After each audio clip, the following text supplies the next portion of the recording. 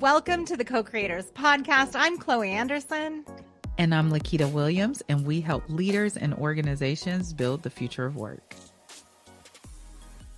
Hello, co-creators. I am here for our last episode of the year by myself, and I'm going to be talking about my top 5, top 6 TikTok creators. And I'm just going to note, I'm going to put all their usernames in the show notes. And if you are listening to this and not watching it, I'm going to be sharing I'm going to be sharing a video from each of these TikTokers. If you want to see it, go ahead and move to YouTube to watch this. But all of the videos are talking, so you may miss a couple visuals, but you will get the content because they are all talking videos.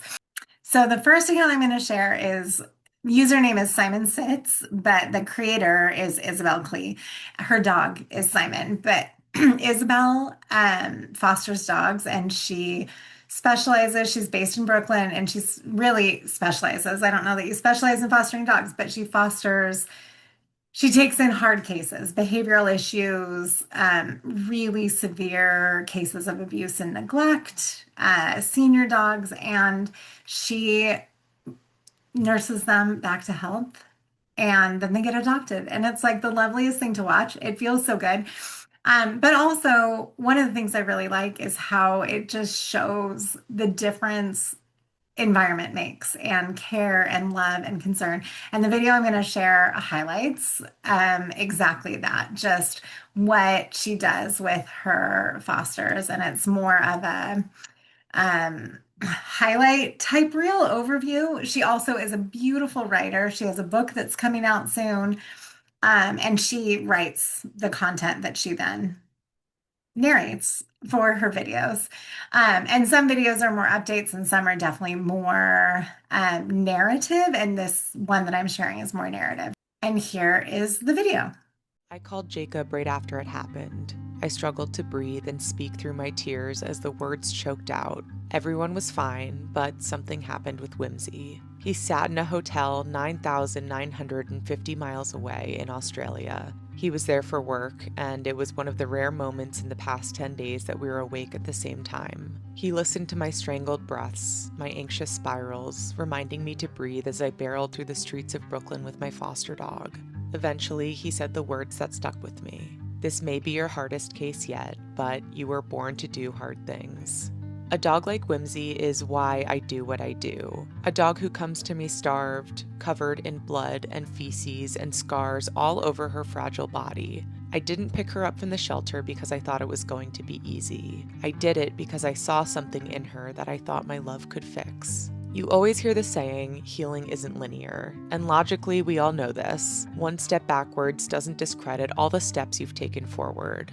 But as my tears dried and this sweet, traumatized dog lay her head in my lap, I knew that it was true. That every day she would get a little bit better. She would get a little bit stronger, a little more playful, a little more trusting. And if there was a day, or a minute, or in this case, a few single heartbreaking seconds when her past caught up with her, I would understand. I would understand and show up better for her tomorrow. There is no timeline for healing, and I am in no rush. I will be here alongside her as long as she needs me. The next creator is Josie Balka, who is a writer and poet. She's a New York Times bestselling author. And I think I discovered her because I heard her audio on other videos. But she writes the most beautiful poetry, and I feel like I just relate to so much of it. And the video I'm going to share of hers, the TikTok I'm going to share, is her talking about her friends, and it relates to like beauty standards and how we look at people. And I just feel like this is a great video to watch as we're going into 2026, and some folks may be making New Year's resolutions, and let's keep those resolutions really focused on what is going to actually improve our lives. So I love her, and here is that video. I can't remember anyone I've ever seen at a public pool with such a memorable body, good or bad, that I think about it ever again. I've never been enamored by an attractive person in a bar or at an airport enough for them to grab my attention more than just the once. I've never thought, I wonder if that woman's jeans are a bigger size this year than they were last year. I've never sat at a table at a party and repeated a story about the way someone's arms looked in their tank top or which notch someone had on their belt when I saw them last. When I talk about my friends, sometimes I will bother to note that they are beautiful, yes, but I will list the things that make them that way. That they're funny and thoughtful, kind and caring, strange and lovely. Not that their frame is small or their clothes are expensive. Because it is one thing to want to be looked at and another to want to be known. I cannot wait for you to meet her. She's in such good shape. Doesn't roll off the tongue like I cannot wait for you to meet her. She's so nice and funny. You are going to love her. Some things are here to stay and some things are bound to go, and I promise you from the deepest part of my soul, you will be remembered for the way that you are, not the way that you look. The next creator is Coach Jackie.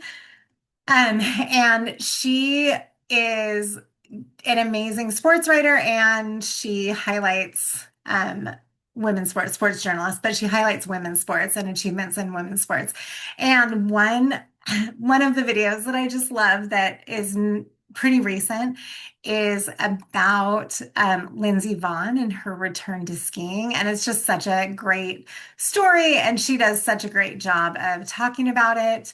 Also, I love a comeback story from a 40-something woman with Lindsey Vonn. So with the Winter Olympics coming up, I just felt like this would be a great video to watch. So here is that video, and also highly recommend the account. I hope there's a documentary crew following Lindsey Vonn around right now, because she's making a comeback that is unheard of, not just in skiing, but in all of sports. Please, if you haven't heard about this, just give me a second to explain. Hey, I'm Coach Jackie with all your women's sports news, and I get more excited for the Winter Olympics every single day. So Lindsey Vonn is a legendary alpine skier. She is a 4-time Olympian. She's won 3 Olympic medals, one of which was a gold medal she won in 2010. But one thing you should know about alpine skiing, it's a very dangerous sport. Like, if you're an alpine skier, chances are you've crashed, you've gotten injured before. Over the course of Lindsey's illustrious career, she was in near constant pain. She had 9 knee surgeries. And after a particularly bad crash in 2018, it was time for Lindsey to retire and step away from skiing. And even though she wasn't skiing, her pain still didn't go away. That is until a doctor suggested in 2024 that she get a partial knee replacement surgery on her right knee. So that's what Lindsey does. Here she is in the hospital walking for the first time with the titanium implants in her knee. She puts everything she has into recovery, pushing herself every day. And she defies all the odds, having a truly speedy recovery. 10 weeks after her knee surgery, she's skiing again. But this time, for the first time in years, she's pain-free. And all of a sudden, Lindsey's training with a different goal: to return to skiing 5 years later at 40 years old. In July, she's in Austria, waking up at 3:30 in the morning, putting in the hours, putting in the time. In December of 2024, same year as her surgery, she competes in her first World Cup race almost 6 years after retirement. She finishes 14th. It doesn't matter. She finishes. A bunch of former skiers go on Austrian TV and say that Lindsey should see a psychiatrist, that she's gone completely mad, and that she hasn't recognized the true meaning and purpose of her life other than skiing. It's all noise to Lindsey. She keeps going. In the last World Cup race of that season, she makes the podium. She finishes second. But Lindsey just keeps on training until we get to this year's season opening race this past weekend. It's an Olympic year. Lindsey wants a ticket to Italy. Everything is on the line. And at 41 years old, she makes history, becoming the oldest person ever to win a World Cup race. And when she steps up to that first place podium for the first time in over 7 years, all of the emotions, all of the work she's put in, all of the people who doubted her, everything she's overcome, it all hits her at once. We're less than 2 months away from the Winter Olympics. And I have a really good feeling that Lindsey Vonn might make history again. I love women's sports. Up next, Nate B. Jones is his name, and he is a tech creator. So he talks a lot about AI and tech trends and what's happening in tech careers, kind of all things technology. I love following him, and I honestly go to his account pretty regularly just to see what's going on in the tech world, especially AI. But this video I'm going to share is some tips for doing your ChatGPT Wrapped. They have a Wrapped, but then he's got some additional prompts to ask, which if you use a different AI agent, I happen to use Claude from Anthropic more often than ChatGPT. You could use these prompts anywhere. And there's some super fun prompts to do at year end. So here is Nate's TikTok. Okay, here's a fun one to wrap up your year with ChatGPT. I know they do the Wrapped, but we're going to go beyond that. Number one, first tip, there's going to be 2 of them. ask ChatGPT, what is the weirdest thing I asked this year? The weirdest question. That is not in the ChatGPT Wrapped. I asked that. I had a ton of fun with it. It actually gave me 2 or 3 different answers for it, and I thought it was really hilarious. I asked really odd stuff. I asked what year No Tears shampoo was invented, right? Like really weird stuff. So that's good for a laugh. Number 2, which I think is actually more interesting, is ask your ChatGPT to expand on your ChatGPT Wrapped and give you an additional insight that is not in the Wrapped. And I did that, and I actually thought it did a great job. It called out that I really, really like speed and that I like to go fast when I'm working with ChatGPT, and I use it as an accelerator. All of those things are true, and none of those were in the Wrapped. And so asking ChatGPT to basically infer, think, reason off of the Wrapped was a nice touch. So if you haven't done that, that's a way to take your insights on ChatGPT and push them a little bit farther. Have fun with ChatGPT Wrapped. The next creator is really kind of niche to me, and what I'm doing in my life right now is I've returned to running. So Amy Woods, and her account is Amy Woods Fitness. She is an endurance athlete and a coach and has great videos on running. And I actually found a video that I felt might be interesting for more than just runners, just around, she's talking about getting faster, but she approaches it from the perspective of what's getting in your way. And so even if you're not a runner, I feel like you could relate to this particular video, because it often happens in our lives that we've got this goal and we're really focused on how do we get there. And we need to take the time to ask ourselves what's getting in our way. So that's what this video is. And here you go. Instead of thinking, what can you do to get faster and fitter? I need you to flip that, and I need you to think about what is getting in my way that isn't making me faster and fitter. I need you to think of your limiters. Hi, I'm Amy. I'm a coach and endurance athlete. So whenever I get a question as a coach, like, how do I get faster in the marathon? How do I get faster in the 5K? Do I need to do more interval work? Do I need to do more strength training, more long runs? The first thing I think about is, who am I talking to? Tell me about your training. Tell me about your life. All right. Tell me what you're doing. It's the same thing even for the athletes that I have. I'm like, okay, this is what we're doing, but what is getting in our way? What are your limiters? And this is what I mean by that. So we all have these running goals. It's a sub 4 marathon. It's a sub 3:30 marathon. It's a sub 40 10K or anything. Okay. And in order to reach your goals, you have to think of what is getting in my way to reach my goals. You know, not the 4x4 intervals. It's not doing the 6120s. Okay. It's not doing the long run on the weekend. And let me give you some examples of that.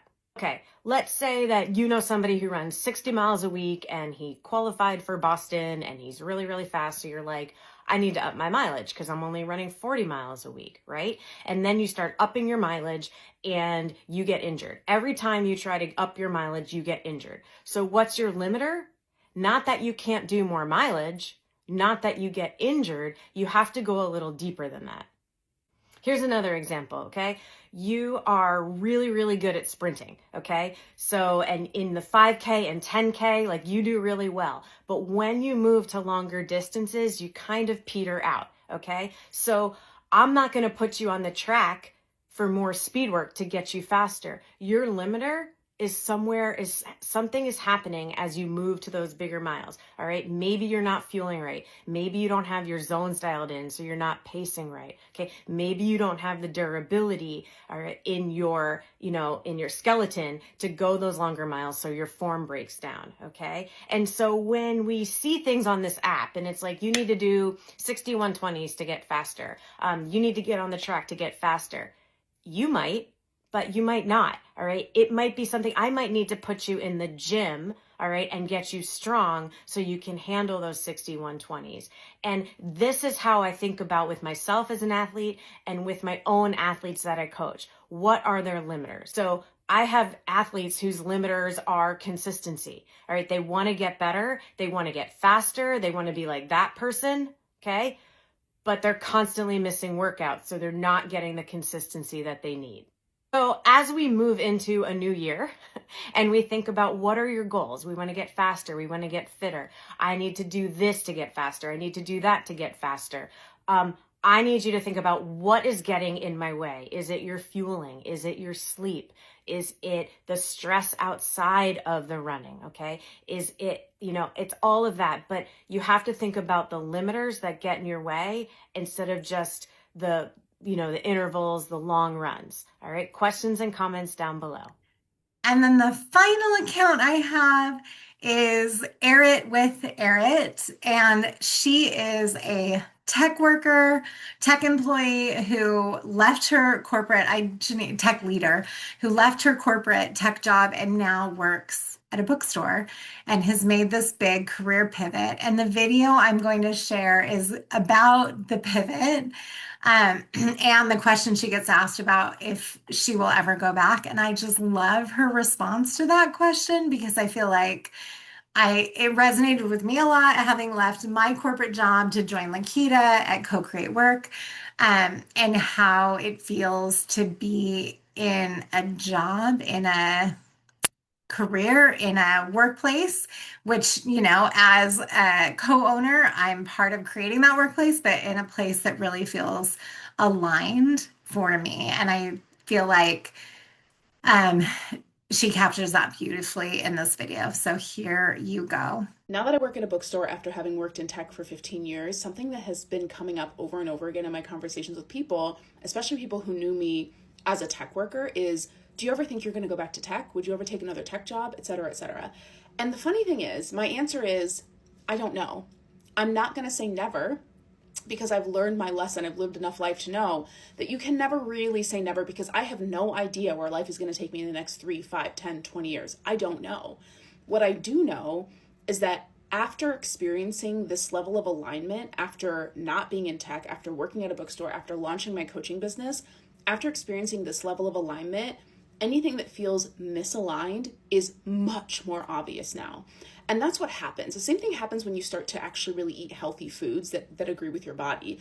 You don't know how bad you're feeling until you try to feel good. And the second you start to feel good, you now have a new benchmark for what good feels like, which is why if you eat really healthy food for like 6 months and you have a day or a weekend where you just eat a bunch of crap junk food, you feel horrible. It's because your body has a new normal and it's suddenly like, what are you doing to me? Why are we back here? Like, I didn't like that. Like, let's go back. But people who have not made the change to do the new thing, to eat differently, to move their body, to change careers, they don't even really understand how misaligned they currently are. They can feel that something's off, but until you give yourself an opposing thing to notice, it's really hard to be like, I don't feel good, because you don't know what good feels like. And so what I will say is not that I'm never going to go back to tech, but that I will consistently work to stay in alignment with what feels good in my body, what feels good in my spirit, what feels good in the work that I'm offering to the world. And if one day that means I join a company, then that's what that means. But for now, that is not what it means. Right now, it means I'm working at a bookstore, I'm launching my coaching business, I'm writing, I'm reading, I'm journaling, I'm going deep into what I actually want, so that I can start to bring that forth more and more. And I will always know when I'm out of alignment and take the necessary steps to correct it. And with that, those are, as I said, my 6. I know it was supposed to be 5, but I couldn't narrow it down any more than these 6. So those are my top 6 TikTok accounts for 2025 that I have really been enjoying. And I feel like I've done a solid job curating my algorithm with some pretty great creators that I follow. There are so many more that I absolutely love as well. But these were my top ones for 2025. So I hope you enjoy them. And as this is our last episode before the new year, Happy New Year. And we look forward to returning to our regular content as well as some exciting content, special episodes around AI that will be coming out in early 2026. So Happy New Year. And as always, thank you for your leadership. We hope today's conversation gave you something to think about and, more importantly, something you can use. If this episode resonated with you, we'd love for you to share it with another leader, entrepreneur, or friend who might benefit from hearing it.